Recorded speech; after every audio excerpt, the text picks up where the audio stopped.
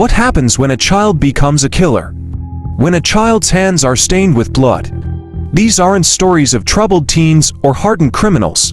These are cases of kids committing unthinkable acts. Today, we dive into the most chilling cases of kid killers in the United States. The details of these crimes will shock you. These are not just crimes. These are questions society struggles to answer. Can a child truly understand murder? Can they be rehabilitated? We will start with two teenagers with a deadly plan, James Jim Parker and Robert Tulloch. In the serene town of Hanover, New Hampshire, a prestigious Ivy League community was shattered by an unthinkable act. Two teenagers, driven by dark ambitions, forever altered the lives of many. This is the haunting story of James Jim Parker and the Dartmouth murders. James Parker, 16 years old, and Robert Tulloch, 17 years old, were typical teenagers from Chelsea, Vermont. Bright, ambitious, and seemingly harmless. But beneath the surface, a sinister plan was brewing, one that would lead them down a path of no return. On January 27, 2001, Parker and Tulloch, posing as students conducting an environmental survey, gained entry into the Zantop home. Once inside, they launched a brutal attack, stabbing both professors multiple times, leaving them to bleed to death in their own home. Professors Haff and Suzanne Zantop were beloved members of the Dartmouth community. Kind, intelligent, and generous, they had dedicated their lives to education. But on that cold January day, their kindness would be their downfall. Posing as students conducting an environmental survey, Parker and Tulloch talked their way inside. But when the Zantops became suspicious, things turned deadly. Within minutes, the professors lay dead, brutally stabbed multiple times. The two teens fled, leaving behind a crime scene so violent that even seasoned detectives were shaken. At first, investigators were baffled. Who would want to murder two respected professors in their own home? But the killers had made mistakes, fatal ones. A key piece of evidence was a knife sheath that was traced back to a store in Vermont. And it led police straight to two unlikely suspects, 16-year-old James Parker and 17-year-old Robert Tulloch. By the time police connected the dots, Parker and Tulloch were already on the run, attempting to flee across the country, but their escape didn't last long. On February 5, 2001, just days after the murders, Parker and Tulloch were captured in Indiana, ending a nationwide manhunt. Under interrogation, the shocking truth emerged. During the interrogation, Parker confessed that they just wanted money and wanted to get out of town. It was supposed to be simple, but it turned deadly. In court, the difference between the two teens became clear. James Parker, remorseful and cooperative, took a plea deal in exchange for testimony against Tulloch. He was sentenced to 25 years, while Tulloch, the mastermind, received life without parole. Was Parker truly a victim of Tulloch's influence, or was he just as guilty? The Dartmouth community, ever fully healed. The murders of Haff and Suzanne Zantop left an unshakable scar on the town, a painful reminder of the darkness that can lurk behind familiar faces. In 2024, James Parker was granted parole after serving over 20 years. He claimed deep remorse, saying he wished he could undo what he had done. But not everyone believes he deserves freedom. I think it's unimaginably horrible.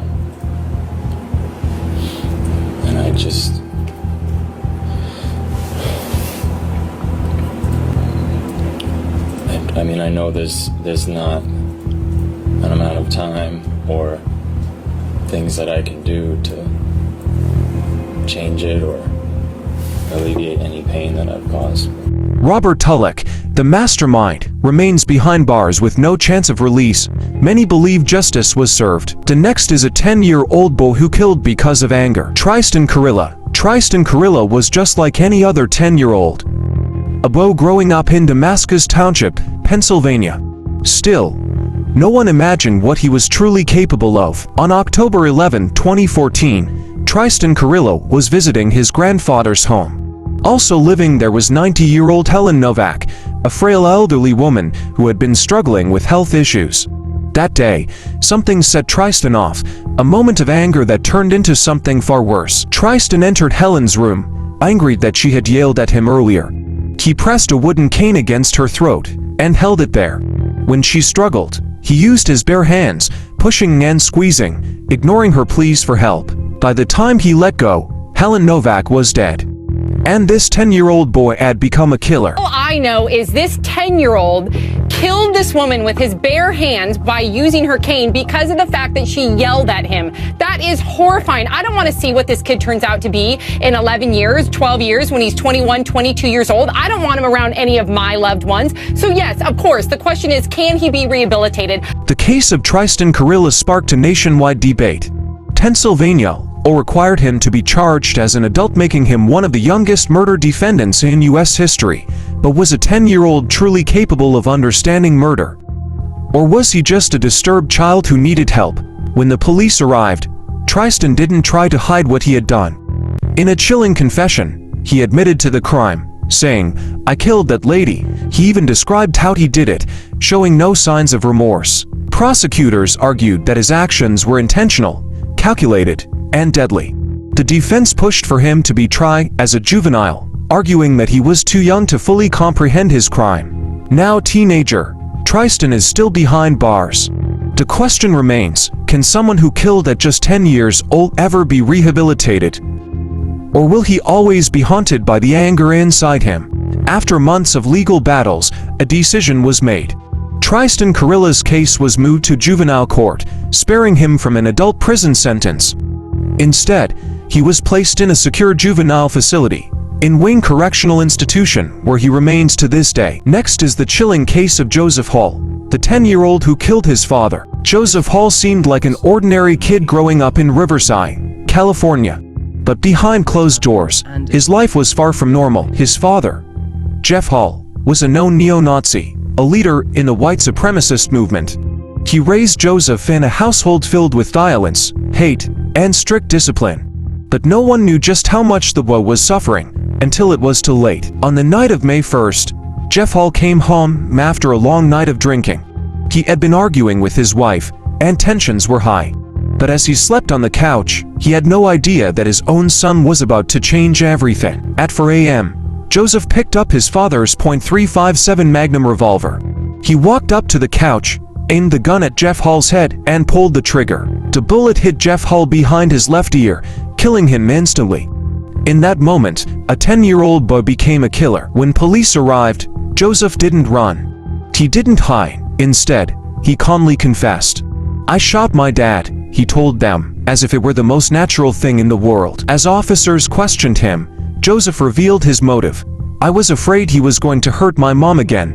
But what disturbed investigators most wasn't just the murder, it was Joseph's complete lack of remorse. Joseph believed that killing his father was the only way to end the cycle of abuse.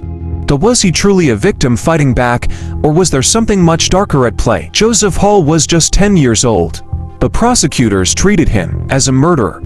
In California, a child under 14 can only be convicted of a crime if they fully understand their actions. The court had to determine, did Joseph truly comprehend the weight of what he had done? The defense argued that Joseph had grown up in a toxic environment, exposed to violence, hate, and fear. They claimed he was simply a scared little boy who saw no other way out. But the prosecution painted a different picture. They claimed Joseph was aggressive, had a history of behavioral issues, and had even talked about killing his father days before the murder. This wasn't an act of desperation, they argued. It was premeditated. After months of legal battles, the court made its decision. Joseph Hall was found guilty of second-degree murder. He was sentenced to 10 years in a juvenile detention center, where he remains today. Next is a young girl who murdered her boyfriend in a car crash. Mackenzie Sharilla. In the early hours of July 31, 2022, something happened that would shatter the calm forever. A sudden acceleration, a deadly crash. 3 lives entered that vehicle, only one survived. Mackenzie Sharilla was just 17 years old. A high school senior with a seemingly bright future ahead of her. She had dreams, friends, and an active presence on social media. But behind the carefully curated images of a normal teenage life, something much darker was brewing. Mackenzie was in a relationship with 20-year-old Dominic Russo. By all outward appearances, they were just another young couple. But those close to them described the relationship as toxic, filled with jealousy, fights, and intense emotions that often spiraled out of control. Friends say Mackenzie was possessive, prone to emotional outbursts, and deeply attached to Dominic. But no one could have predicted what she would do next. It was the early morning hours of July 31, 2022. Mackenzie Shirilla was behind the wheel of her Toyota Camry, with her boyfriend Dominic Russo and their friend Davian Flanagan in the car. The three had spent the night together, but exactly what happened leading up to that fatal moment. What is clear, however, is what happened next. Surveillance footage captured Mackenzie's car approaching an industrial area in Strongsville. The road was empty. No other cars, no obstacles. Then, without warning, she accelerated from 30 to 50 to nearly 100 miles per hour. She wasn't slowing down. She wasn't turning. And then she crashed. The impact was catastrophic. The car had smashed into the side of a building in a desolate business park. There were no skid marks, no signs that the brakes had ever been used. When first responders arrived, they found a horrifying scene. The vehicle's roof had caved in. The airbags had deployed. Inside, Dominic Russo and Davian Flanagan were unresponsive. Both young men were pronounced dead at the scene, but Mackenzie, she survived. The sole survivor of a crash that should have killed everyone inside. But was she lucky, or was she something else entirely? At first, it seemed like a tragic accident. A teenage driver losing control, a deadly crash. But as investigators dug deeper, things weren't adding up. The crash didn't happen on a sharp curve or a busy highway. It happened on a straight road, in an empty business district. No rain, no traffic, no other vehicles. And then there was the speed. Mackenzie had accelerated into the wall. Not a single attempt to swerve or brake. Strongsville police obtained footage from a nearby surveillance camera. The black Toyota Camry entered the area, normal speed. Then, just before impact, something chilling happened. Mackenzie didn't slow down, she sped up. Forensic analysis confirmed it. She had pressed the gas pedal all the way down, reaching nearly 100 miles per hour before crashing into the building. It was intentional. This wasn't reckless driving. This wasn't distraction. This was a choice. As Mackenzie recovered from her injuries, detectives questioned her. What had happened? Why had she crashed? At first, she claimed she couldn't remember, but her story kept shifting. And when police started looking into her past, things got even more disturbing. Friends described Mackenzie and Dominic's relationship as toxic. They fought often. Mackenzie was possessive, prone to emotional outbursts. And just days before the crash, she had threatened to end it all. In August 2023, Mackenzie Shirilla stood trial for 2 counts of murder. Prosecutors argued that she had turned the car into a weapon, using it to kill Dominic and Davian in a calculated act of revenge. After weeks of testimony, expert analysis, and emotional statements from the victims' families, the moment of truth arrived. Would the jury see Mackenzie as a reckless teen who made a fatal mistake, or as a calculated killer? The courtroom erupted. Some wept, others sat in stunned silence. Mackenzie Shirilla, just 19 years old at the time of sentencing, had been convicted of murder. Her fate was sealed. To this day, Mackenzie has never given a clear reason for why she did what she did. Was it jealousy, rage, a desperate attempt to control Dominic? Or something even darker? Some see Mackenzie as a cold-blooded killer. Others believe she was a troubled girl who made an irreversible mistake. But no matter the perspective, the fact remains: 2 young men are gone. And Mackenzie Shirilla will spend years behind bars, haunted by the choices she made that fateful morning. Next is Christine Fernandez. On March 14, 2011, Jacksonville, Florida police responded to an emergency call that would lead to one of the most controversial criminal cases in the state's history. A 12-year-old boy, Christian Fernandez, had been left alone at home with his 2-year-old half-brother, David Galarraga. And something terrible had happened. Their mother, 25-year-old Bianella Susana, rushed home to find David unresponsive. She drove him to the hospital instead of calling 911 immediately. By the time medical professionals examined the toddler, it was too late. David had suffered a fractured skull and severe brain swelling, injuries that experts said could not have come from a simple fall. They were the result of blunt force trauma. The shocking truth soon came out. Christian had slammed his little brother's head into a bookshelf multiple times. At just 12 years old, Christian Fernandez was arrested and charged with first-degree murder, making him the youngest person in Florida history to face an adult murder charge. Before he became a defendant in one of the most controversial juvenile crime cases in America, Christian Fernandez was a child failed by nearly every system meant to protect him. Born in 1999, Christian entered the world under tragic circumstances.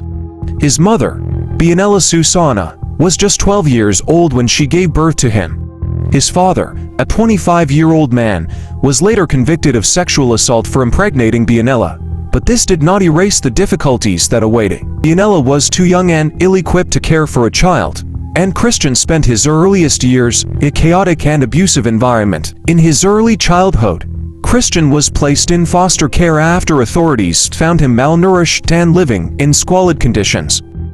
His mother eventually regained custody and later had more children, but the situation did not improve. Christian's stepfather, Luis Galarraga, was physically abusive toward him. By the time Christian was 9 years old, his stepfather had beaten him so badly that the boy had suffered a broken leg. Then, in 2010, tragedy struck again, this time in the most shocking way imaginable. One day, authorities arrived at the family home to arrest Luis Galarraga for child abuse.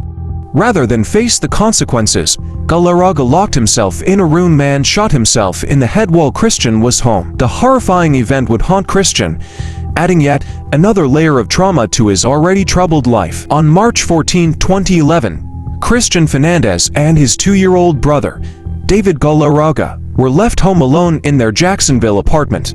Their mother, Bianella, was not home at the time, and Christian, just 12 years old, was left to look after his baby brother. At some point during the day, Christian became angry and slammed David's head into a bookshelf multiple times. Initially, Christian claimed that David had fallen off a bed. However, medical experts determined that the child's injuries were too severe to have come from a simple fall. Christian later admitted to hurting his brother, but the question remained: did he understand the full consequences of his actions? Is that what your mom told you? Okay, so your mom told you to tell her. Why did she tell him to do that? Why didn't she just tell him the truth? You know? She was scared you were gonna get in trouble. Bianella was later arrested and charged with aggravated manslaughter for failing to seek immediate medical attention for David. Because of Florida's strict laws on juvenile crime, State Attorney Angela Corey decided to charge Christian Fernandez as an adult with first-degree murder. This decision sparked national outrage and heated debates over whether children should be prosecuted as adults. If convicted, Christian faced life in prison without parole, a sentence usually reserved for adults who commit premeditated murder. His defense team argued that Christian was a child who had been failed by the system, not a cold-blooded killer. Child psychologists testified that Christian had experienced severe trauma and abuse, which may have affected his ability to control his emotions. Many people believed Christian needed rehabilitation, not a life sentence. After 2 years of legal battles, in 2013, Christian pleaded guilty to manslaughter as part of a plea deal. He was sentenced to juvenile detention until the age of 19, probation until the age of 21. If he violated probation, he could face up to 15 years in adult prison. Christian was released from custody in 2018, but his probation conditions remained strict. After his release, Christian disappeared from the public eye, with very little information available about his current life. In 2022, he attempted to have his probation terminated early, but a judge denied his request. Any violation of his probation could still send him to adult prison for up to 15 years. While some believe Christian has been given a second chance, others worrying that his traumatic upbringing and lack of emotional support may make it difficult for him to reintegrate into society. The stories we've explored are not just tales of shocking crimes, they are windows into broken systems, neglected warning signs, and the dark realities of youthful rage. Some of these children were victims before they ever became perpetrators, shaped by abuse, neglect, and circumstances beyond their control. Others made calculated, chilling decisions that defied the very idea of innocence.